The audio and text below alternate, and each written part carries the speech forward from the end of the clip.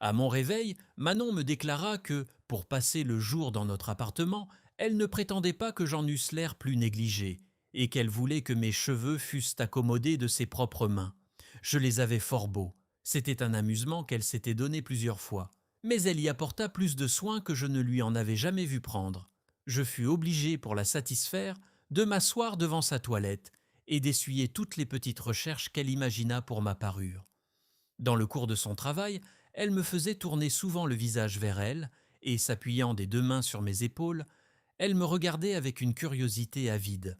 Ensuite, exprimant sa satisfaction par un ou deux baisers, elle me faisait reprendre ma situation pour continuer son ouvrage. Ce badinage nous occupa jusqu'à l'heure du dîner. Le goût qu'elle y avait pris m'avait paru si naturel, et sa gaieté sentait si peu l'artifice que, ne pouvant concilier des apparences si constantes avec le projet d'une noire trahison, je fus tenté plusieurs fois de lui ouvrir mon cœur et de me décharger d'un fardeau qui commençait à me peser. Mais je me flattais à chaque instant que l'ouverture viendrait d'elle, et je m'en faisais d'avance un délicieux triomphe. Nous rentrâmes dans son cabinet. Elle se mit à rajuster mes cheveux, et ma complaisance me faisait céder à toutes ses volontés, lorsqu'on vint l'avertir que le prince de demandait à la voir. Ce nom m'échauffa jusqu'au transport. « Quoi donc ?» m'écriai-je en la repoussant. « Qui ? Quel prince ?» Elle ne répondit point à mes questions. « Faites-le monter, dit-elle froidement au valet, et se tournant vers moi. « Cher amant, toi que j'adore, reprit-elle d'un ton enchanteur, je te demande un moment de complaisance. Un moment, un seul moment. Je t'en aimerai 1000 fois plus. Je t'en saurai gré toute ma vie. » L'indignation et la surprise me lièrent la langue. Elle répétait ses instances, et je cherchais des expressions pour les rejeter avec mépris. Mais, entendant ouvrir la porte de l'antichambre, elle empoigna d'une main mes cheveux qui étaient en flottant sur mes épaules, elle prit de l'autre son miroir de toilette, elle employa toute sa force pour me traîner dans cet état jusqu'à la porte du cabinet. Et, l'ouvrant du genou, elle offrit à l'étranger que le bruit semblait avoir arrêté au milieu de la chambre un spectacle qui ne dut pas lui causer peu d'étonnement. Je vis un homme fort bien mis, mais d'assez mauvaise mine. Dans l'embarras où le jetait cette scène, il ne laissa pas de faire une profonde révérence. Manon ne lui donna pas le temps d'ouvrir la bouche. Elle lui présenta son miroir. « Voyez, monsieur, lui dit-elle, regardez-vous bien et rendez-moi justice. Vous me demandez de l'amour. Voici l'homme que j'aime et que j'ai juré d'aimer toute ma vie. Faites la comparaison vous-même. Si vous croyez pouvoir lui disputer mon cœur, apprenez-moi donc sur quel fondement, car je vous déclare qu'aux yeux de votre servante très humble, tous les princes de l'Italie ne valent pas un des cheveux que je tiens. » Pendant cette folle harangue, qu'elle avait apparemment méditée, je faisais des efforts inutiles pour me dégager, et prenant pitié d'un homme de considération, je me sentais porté à réparer ce petit outrage par mes politesses. Mais, s'étant remis assez facilement, sa réponse, que je trouvais un peu grossière, me fit perdre cette disposition. « Mademoiselle, mademoiselle, lui dit-il avec un sourire forcé, j'ouvre en effet les yeux, et je vous trouve bien moins novice que je ne me l'étais figuré. » Il se retira aussitôt sans jeter les yeux sur elle, en ajoutant, d'une voix plus basse, que les femmes de France ne valent pas mieux que celles d'Italie. Rien ne m'invitait, dans cette occasion, à lui faire prendre une meilleure idée du beau sexe. Manon quitta mes cheveux, se jeta dans un fauteuil et fit retentir la chambre de longs éclats de rire. Je ne dissimulerai pas que je fus touché jusqu'au fond du cœur d'un sacrifice que je ne pouvais attribuer qu'à l'amour. Cependant, la plaisanterie me parut excessive.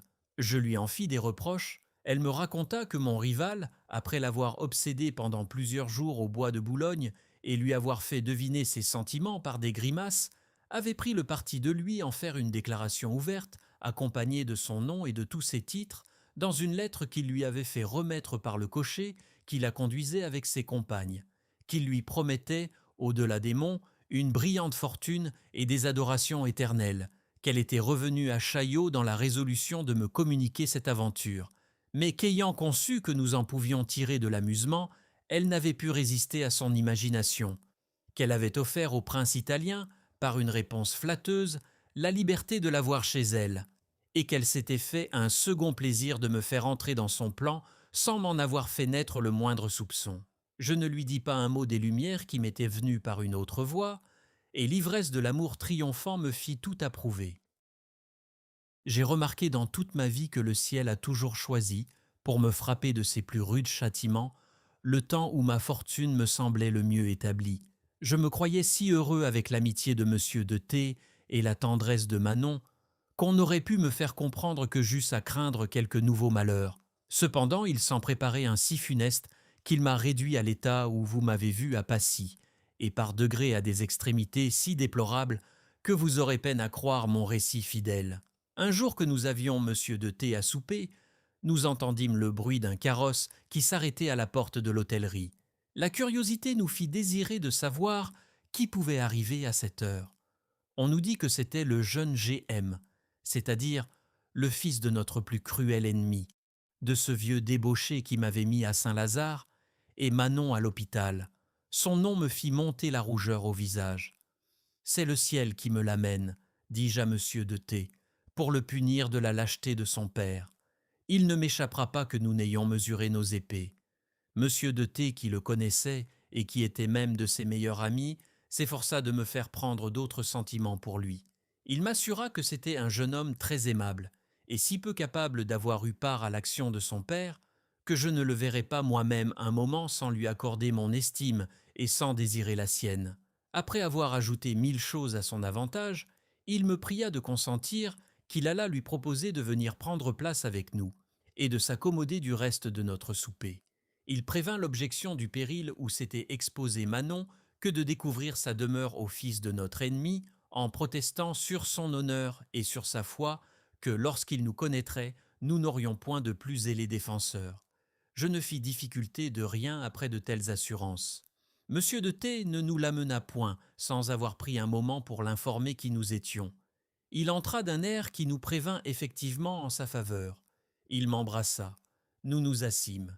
Il admira Manon, moi, tout ce qui nous appartenait, et il mangea d'un appétit qui fit honneur à notre souper. Lorsqu'on eut desservi, la conversation devint plus sérieuse. Il baissa les yeux pour nous parler de l'excès où son père s'était porté contre nous. Il nous fit les excuses les plus soumises. Je les abrège, nous dit-il, pour ne pas renouveler un souvenir qui me cause trop de honte. Si elles étaient sincères dès le commencement, elles le devinrent bien plus dans la suite, car il n'eut pas passé une demi-heure dans cet entretien que je m'aperçus de l'impression que les charmes de Manon faisaient sur lui. Ses regards et ses manières s'attendrirent par degrés. Il ne laissa rien échapper néanmoins dans ses discours. Mais sans être aidé de la jalousie, j'avais trop d'expérience en amour pour ne pas discerner ce qui venait de cette source. Il nous tint compagnie pendant une partie de la nuit, et il ne nous quitta qu'après s'être félicité de notre connaissance et nous avoir demandé la permission de venir nous renouveler quelquefois l'offre de ses services. Il partit le matin avec monsieur de T, qui se mit avec lui dans son carrosse. Je ne me sentais, comme j'ai dit, aucun penchant à la jalousie. J'avais plus de crédulité que jamais pour les serments de Manon. Cette charmante créature était si absolument maîtresse de mon âme que je n'avais pas un seul petit sentiment qui ne fût de l'estime et de l'amour. Loin de lui faire un crime d'avoir plu au jeune G.M., j'étais ravi de l'effet de ses charmes, et je m'applaudissais d'être aimé d'une fille que tout le monde trouvait aimable. Je ne jugeais pas même à propos de lui communiquer mes soupçons. Nous fûmes occupés, pendant quelques jours, du soin de faire ajuster ses habits, et à délibérer si nous pouvions aller à la comédie sans appréhender d'être reconnus. Monsieur de T revint nous voir avant la fin de la semaine. Nous le consultâmes là-dessus. Il vit bien qu'il fallait dire oui pour faire plaisir à Manon. Nous résolûmes d'y aller le même soir avec lui. Cependant, cette résolution ne put s'exécuter, car, m'ayant tiré aussitôt en particulier, je suis, me dit-il, dans le dernier embarras depuis que je vous ai vu, et la visite que je vous fais aujourd'hui en est une suite. G.M. aime votre maîtresse. Il m'en a fait confidence. Je suis son intime ami et disposé en tout à le servir. Mais je ne suis pas moins le vôtre. J'ai considéré que ses intentions sont injustes et je les ai condamnées. J'aurais gardé son secret, s'il n'avait dessein d'employer pour plaire que les voies communes, mais il est bien informé de l'humeur de Manon. Il a su, je ne sais d'où, qu'elle aime l'abondance et les plaisirs. Et comme il jouit déjà d'un bien considérable, il m'a déclaré qu'il veut la tenter d'abord par un très gros présent et par l'offre de 10 000 livres de pension. Toutes choses égales, j'aurais peut-être eu beaucoup plus de violence à me faire pour le trahir. Mais la justice s'est jointe à l'amitié en votre faveur, d'autant plus qu'ayant été la cause imprudente de sa passion en l'introduisant ici, je suis obligé de prévenir les effets du mal que j'ai causé. Je remerciai Monsieur de T d'un service de cette importance, et je lui avouai, avec un parfait retour de confiance, que le caractère de Manon était tel que G.M. se le figurait, c'est-à-dire qu'elle ne pouvait supporter le nom de la pauvreté. Cependant, lui dis-je, lorsqu'il n'est question que du plus ou du moins, je ne la crois pas capable de m'abandonner pour un autre. Je suis en état de ne la laisser manquer de rien, et je compte que ma fortune va croître de jour en jour. Je ne crains qu'une chose, ajoutai-je, c'est que G.M. ne se serve de la connaissance qu'il a de notre demeure pour nous rendre quelque mauvais office. Monsieur de T m'assura que je devais être sans appréhension de ce côté-là, que G.M. était capable d'une folie amoureuse, mais qu'il ne l'était point d'une bassesse, que s'il avait la lâcheté d'en commettre une, il serait le premier, lui qui parlait, à l'en punir, et à réparer par là le malheur qu'il avait eu d'y donner occasion. Je vous suis obligé de ce sentiment, repris-je, mais le mal serait fait, et le remède fort incertain. Ainsi le parti le plus sage est de le prévenir en quittant Chaillot pour prendre une autre demeure. Oui, reprit monsieur de T, mais vous aurez peine à le faire aussi promptement qu'il faudrait, car G.M. doit être ici à midi. Il me le dit hier, et c'est ce qui m'a porté à venir si matin pour vous informer de ses vues. Il peut arriver à tout moment. Un avis si pressant me fit regarder cette affaire d'un œil plus sérieux. Comme il me semblait impossible d'éviter la visite de G.M., et qu'il me le serait aussi, sans doute, d'empêcher qu'il ne s'ouvrît à Manon, je pris le parti de la prévenir moi-même sur le dessein de ce nouveau rival. Je m'imaginais que, me sachant instruit des propositions qu'il lui ferait et les recevant à mes yeux, elle aurait assez de force pour les rejeter. Je découvris ma pensée à M. de T, qui me répondit que cela était extrêmement délicat. Je l'avoue, lui dis-je, mais toutes les raisons qu'on peut avoir d'être sûr d'une maîtresse, je les ai de compter sur l'affection de la mienne. Il n'y aurait que la grandeur des offres qui pût l'éblouir, et je vous ai dit qu'elle ne connaît point l'intérêt. Elle aime ses aises, mais elle m'aime aussi, et dans la situation où sont mes affaires, je ne saurais croire qu'elle me préfère le fils d'un homme qui l'a mise à l'hôpital. En un mot, je persistais dans mon dessein, et m'étant retiré à l'écart avec Manon, je lui déclarai naturellement tout ce que je venais d'apprendre. Elle me remercia de la bonne opinion que j'avais d'elle, et elle me promit de recevoir les offres de G.M. d'une manière qui lui ôterait l'envie de les renouveler. Non, lui dis-je, il ne faut pas l'irriter par une brusquerie. Il peut nous nuire.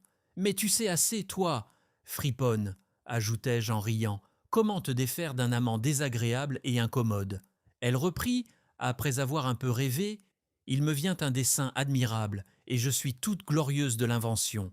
G.M. est le fils de notre plus cruel ennemi. Il faut nous venger du père, non pas sur le fils, mais sur sa bourse. Je veux l'écouter, accepter ses présents et me moquer de lui. Le projet est joli, lui dis-je, mais tu ne songes pas, ma pauvre enfant, que c'est le chemin qui nous a conduits droit à l'hôpital. J'eus beau lui représenter le péril de cette entreprise, elle me dit qu'il ne s'agissait que de bien prendre nos mesures, et elle répondit à toutes mes objections. Donnez-moi un amant qui n'entre point aveuglément dans tous les caprices d'une maîtresse adorée, et je conviendrai que j'eus tort de céder si facilement. La résolution fut prise de faire une dupe de G.M., et, par un tour bizarre de mon sort, il arriva que je devins la sienne. Nous vîmes paraître son carrosse vers les 11 heures. Il nous fit des compliments fort recherchés sur la liberté qu'il prenait de venir dîner avec nous. Il ne fut pas surpris de trouver monsieur de T, qui lui avait promis la veille de s'y rendre aussi, et qui avait feint quelques affaires pour se dispenser de venir dans la même voiture. Quoiqu'il n'y eût pas un seul de nous qui ne portât la trahison dans le cœur, nous nous mîmes à table avec un air de confiance et d'amitié. G.M. trouva aisément l'occasion de déclarer ses sentiments à Manon. Je ne dus pas lui paraître gênant, car je m'absentais exprès pendant quelques minutes. Je m'aperçus à mon retour qu'on ne l'avait pas désespéré par un excès de rigueur. Il était de la meilleure humeur du monde, j'affectais de le paraître aussi. Il riait intérieurement de ma simplicité, et moi de la sienne. Pendant tout l'après-midi, nous fûmes l'un pour l'autre une scène fort agréable. Je lui ménageai encore, avant son départ, un moment d'entretien particulier avec Manon, de sorte qu'il eut lieu de s'applaudir de ma complaisance autant que de la bonne chère. Aussitôt qu'il fut monté en carrosse avec monsieur de T, Manon accourut à moi les bras ouverts et m'embrassa en éclatant de rire. Elle me répéta ses discours et ses propositions sans y changer un mot. Il se réduisait à ceci. Il l'adorait. Il voulait partager avec elle 40 000 livres de rente dont il jouissait déjà, sans compter ce qui l'attendait après la mort de son père. Elle allait être maîtresse de son cœur et de sa fortune, et pour gage de ses bienfaits, il était prêt à lui donner un carrosse, un hôtel meublé, une femme de chambre, 3 laquais et un cuisinier. Voilà un fils, dis-je à Manon, bien autrement généreux que son père. Parlons de bonne foi, ajoutai-je, cette offre ne vous tente-t-elle point? Moi, répondit-elle en ajustant à sa pensée 2 vers de Racine. Moi, vous me soupçonnez de cette perfidie? Moi, je pourrais souffrir un visage odieux, qui rappelle toujours l'hôpital à mes yeux. Non, repris-je en continuant la parodie. J'aurais peine à penser que l'hôpital, madame, fût un trait dont l'amour l'eût gravé dans votre âme. Mais c'en est un bien séduisant qu'un hôtel meublé, avec une femme de chambre, un cuisinier, un carrosse, 3 laquais, et l'amour en a peu d'aussi fort. Elle me protesta que son cœur était à moi pour toujours, et qu'il ne recevrait jamais d'autres traits que les miens. Les promesses qu'il m'a faites, me dit-elle, sont un aiguillon de vengeance plutôt qu'un trait d'amour. Je lui demandai si elle était dans le dessein d'accepter l'hôtel et le carrosse. Elle me répondit qu'elle n'en voulait qu'à son argent. La difficulté était d'obtenir l'un sans l'autre. Nous résolûmes d'attendre l'entière explication du projet de G.M. dans une lettre qu'il avait promis de lui écrire. Elle la reçut en effet le lendemain par un laquais sans livret, qui se procura fort adroitement l'occasion de lui parler sans témoin. Elle lui dit d'attendre sa réponse, et elle vint m'apporter aussitôt sa lettre. Nous l'ouvrîmes ensemble. Outre les lieux communs de tendresse, elle contenait le détail des promesses de mon rival. Il ne bornait point sa dépense, il s'engageait à lui compter 10 000 francs en prenant possession de l'hôtel et à réparer tellement les diminutions de cette somme qu'elle l'eut toujours devant elle en argent comptant. Le jour de l'inauguration n'était pas reculé trop loin. Il ne lui en demandait que 2 pour les préparatifs, et il lui marquait le nom de la rue et de l'hôtel où il lui promettait de l'attendre l'après-midi du second jour si elle pouvait se dérober de mes mains. C'était l'unique point sur lequel il la conjurait de le tirer d'inquiétude. Il paraissait sûr de tout le reste, mais il ajoutait que, si elle prévoyait de la difficulté à m'échapper, il trouverait le moyen de rendre sa fuite aisée. G.M. était plus fin que son père. Il voulait tenir sa proie avant que de compter ses espèces. Nous délibérâmes sur la conduite que Manon avait à tenir. Je fis encore des efforts pour lui ôter cette entreprise de la tête et je lui en représentai tous les dangers. Rien ne fut capable d'ébranler sa résolution. Elle fit une courte réponse à G.M. pour l'assurer qu'elle ne trouverait pas de difficulté à se rendre à Paris le jour marqué, et qu'il pouvait l'attendre avec certitude. Nous réglâmes ensuite que je partirais sur-le-champ pour aller louer un nouveau logement dans quelque village de l'autre côté de Paris et que je transporterais avec moi notre petit équipage, que, le lendemain après-midi, qui était le temps de son assignation, elle se rendrait de bonne heure à Paris, qu'après avoir reçu les présents de G.M., elle le prierait instamment de la conduire à la Comédie, qu'elle prendrait avec elle tout ce qu'elle pourrait porter de la somme et qu'elle chargerait du reste mon valet qu'elle voulait mener avec elle.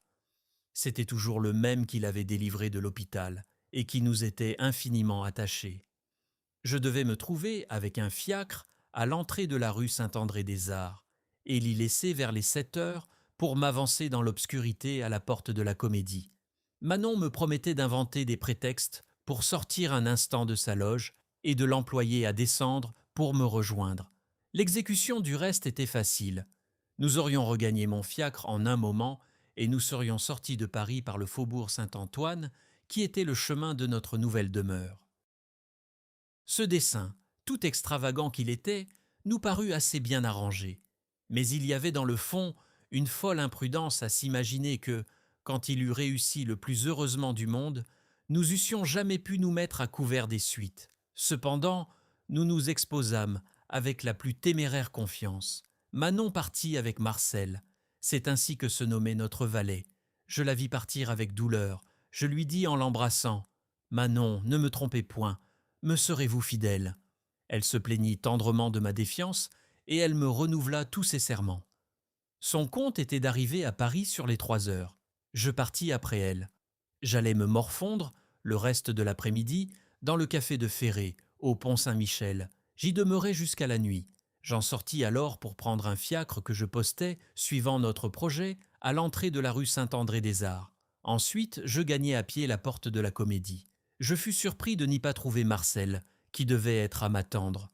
Je pris patience pendant 1 heure, confondu dans une foule de laquais, et l'œil ouvert sur tous les passants. Enfin, 7 heures étant sonnées sans que je n'eusse rien aperçu qui eût rapport à nos desseins, je pris un billet de parterre pour aller voir si je découvrirais Manon et G.M. dans les loges. Il n'y était ni l'un ni l'autre. Je retournai à la porte, où je passai encore un quart d'heure, transporté d'impatience et d'inquiétude. N'ayant rien vu paraître, je rejoignis mon fiacre, sans pouvoir m'arrêter à la moindre résolution. Le cocher, m'ayant aperçu, vint quelques pas au-devant de moi, pour me dire d'un air mystérieux qu'une jolie demoiselle m'attendait depuis 1 heure dans le carrosse, qu'elle m'avait demandé à des signes qu'il avait bien reconnus, et qu'ayant appris que je devais revenir, elle avait dit qu'elle ne s'impatienterait point à m'attendre. Je me figurai aussitôt que c'était Manon. J'approchai, mais je vis un joli petit visage qui n'était pas le sien. C'était une étrangère qui me demanda d'abord si elle n'avait pas l'honneur de parler à monsieur le chevalier des Grieux. Je lui dis que c'était mon nom. « J'ai une lettre à vous rendre, reprit-elle, qui vous instruira du sujet qui m'amène et par quel rapport j'ai l'avantage de connaître votre nom. » Je la priai de me donner le temps de la lire dans un cabaret voisin. Elle voulut me suivre et elle me conseilla de demander une chambre à part. « De qui vient cette lettre ?» lui dis-je en montant. Elle me remit à la lecture. Je reconnus la main de Manon. Voici à peu près ce qu'elle me marquait. G.M. l'avait reçue avec une politesse et une magnificence au-delà de toutes ses idées. Il l'avait comblée de présents.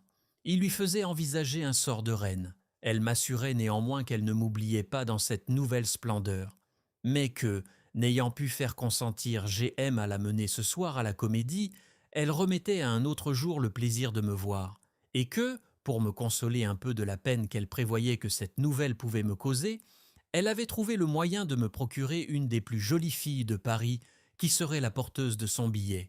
Il était signé « Votre fidèle amante, Manon Lescaut ». Il y avait quelque chose de si cruel et de si insultant pour moi dans cette lettre que, demeurant suspendu quelque temps entre la colère et la douleur, j'entrepris de faire un effort pour oublier éternellement mon ingrate et parjure maîtresse. Je jetai les yeux sur la fille qui était devant moi. Elle était extrêmement jolie, et j'aurais souhaité qu'elle l'eût été assez pour me rendre parjure et infidèle à mon tour. Mais je n'y trouvais point ces yeux fins et languissants, ce port divin, ce teint de la composition de l'amour, enfin ce fond inépuisable de charme que la nature avait prodigué à la perfide Manon. « Non, non !»